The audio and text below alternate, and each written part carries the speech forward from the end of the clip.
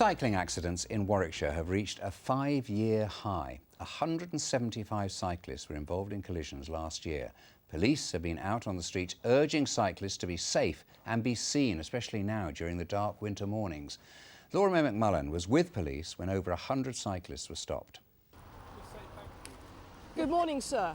Good morning. What we are doing is trying to educate people, okay, to stay safe on the roads. 7 o'clock on a dark, wet morning, and officers are on the streets of Stratford stopping cyclists who aren't visible. We're lit up like Christmas trees with our bright fluorescents. We're trying to do the same for you to keep you safe.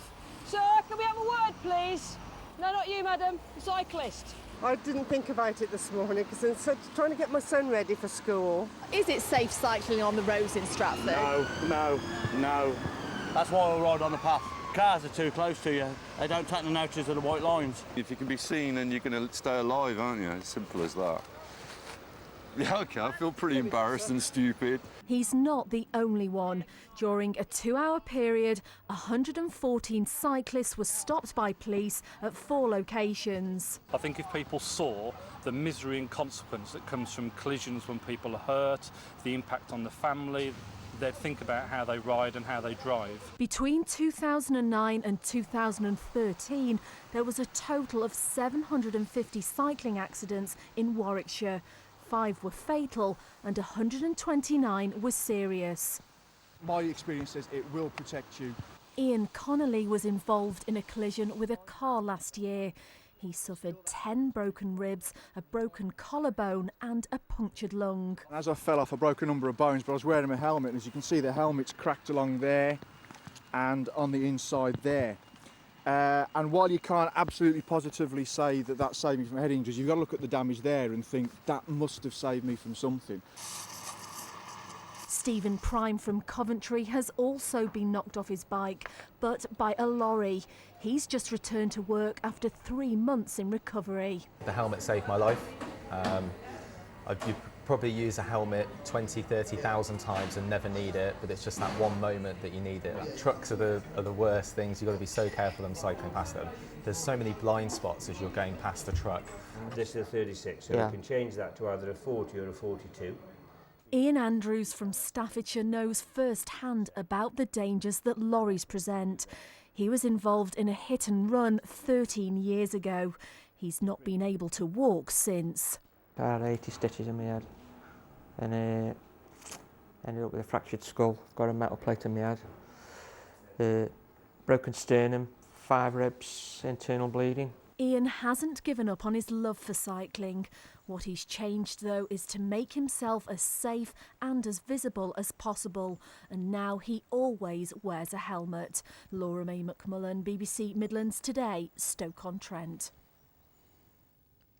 Well, we're looking at cycling and cycling safety all this week here on Midlands Today. So how can we make it less risky on 2 wheels? Well, Sarah Falkland is with a former lorry driver turned inventor who's come up with something. So Sarah, tell us, what is it? Well, Nick, it's called a Jimmy Beam downlighter. It's not actually in production yet, but we've managed to get our hands on a prototype, and I'm just going to demonstrate for you because you can see on the front the normal white light, but look either side of me. We've got 4 orange lights, 2 on either side. It kind of gives the cyclist a sort of protective glove of light and hopefully make you much more visible to other road users. Well, the man who came up with it is a former lorry driver, Jim Thompson.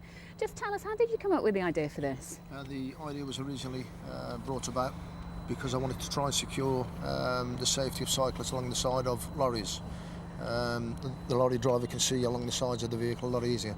Now, you did really well with the lorries. I know, I think even the dust carts in Westminster are trialling those systems for you now. But thinking about the cycling system, why are the lights so effective? It gives a carpet of light around a footprint of light around the cyclist.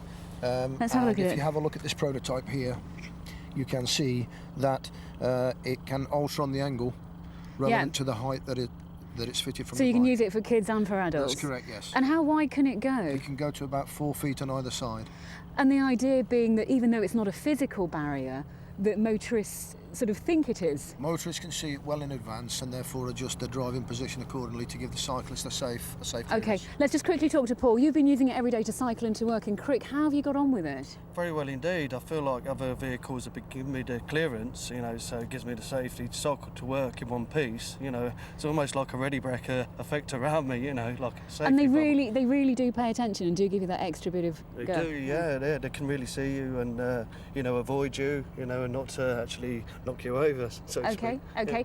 Well, they're hoping to start manufacturing these next year. It should be retailing at something like just under £100. But, you know, Nick, those awful statistics we heard from Laura May McMullen there. What price on safety? Yeah, absolutely. Sarah, thank you.